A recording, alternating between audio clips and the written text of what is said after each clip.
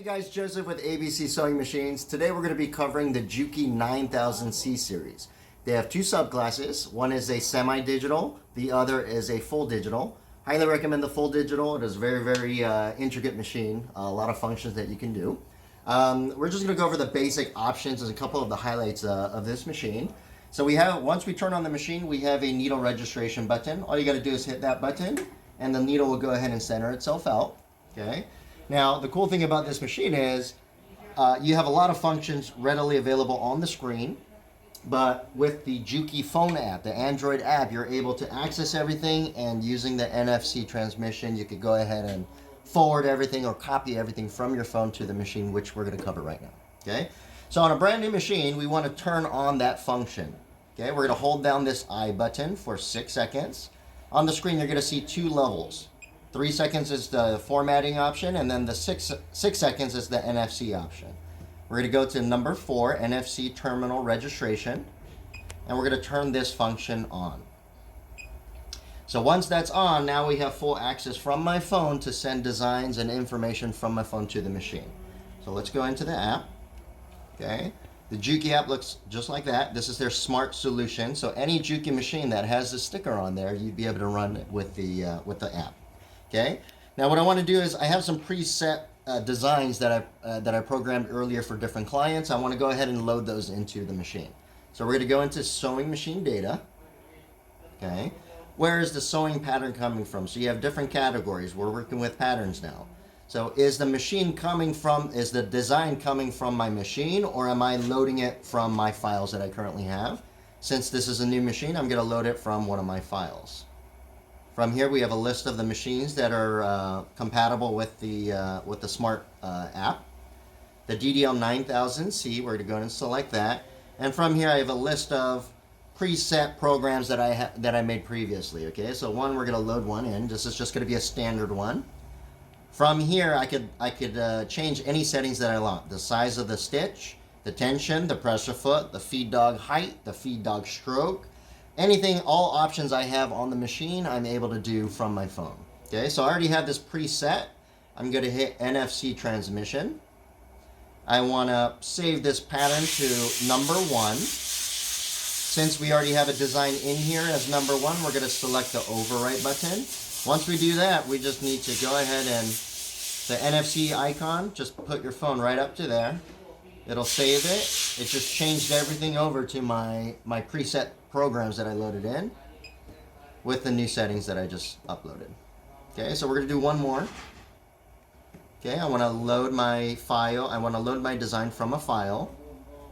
Select the machine.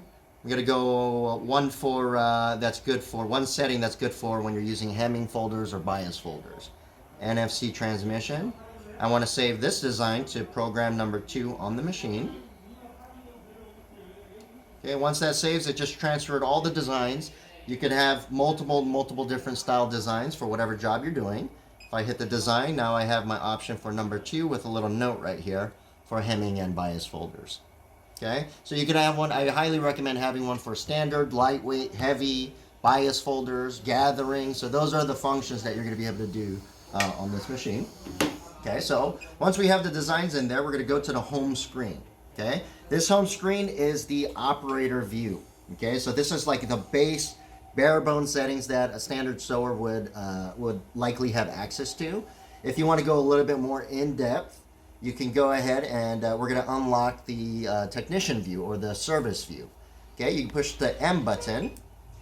Number 1 is memory switches. Okay, the good thing about this, some of the older single needle or computerized machines, there is a full list of things that you would have to pretty much know what setting you want to change before you can actually change it. This one, they kind of categorize it in different sections. You have one for displaying all of your memory settings, just the beginning for your tacking, your ending, your trimming, sections on just the panel, which we're going to access, settings on only your pedal, and so forth.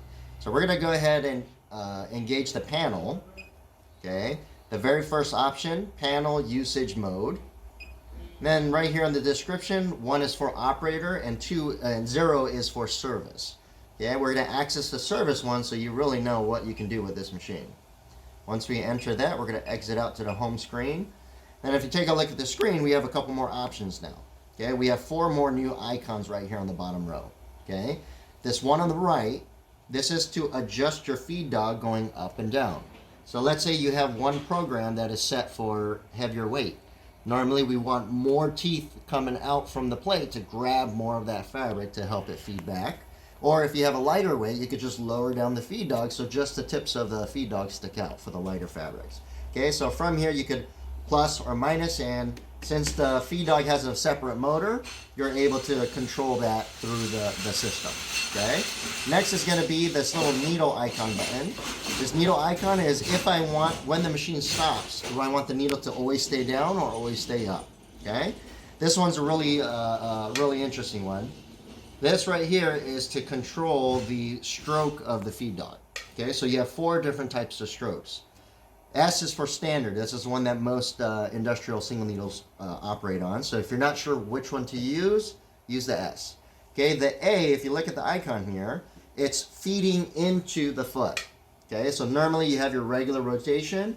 This one is going to be feeding more on a downhill angle. So it starts off high and it downhills into the foot. Number C is a popular one. That one is a pulling effect. So instead of feeding into the foot, it tilts back and feeds away. It gives it a pull effect from the back.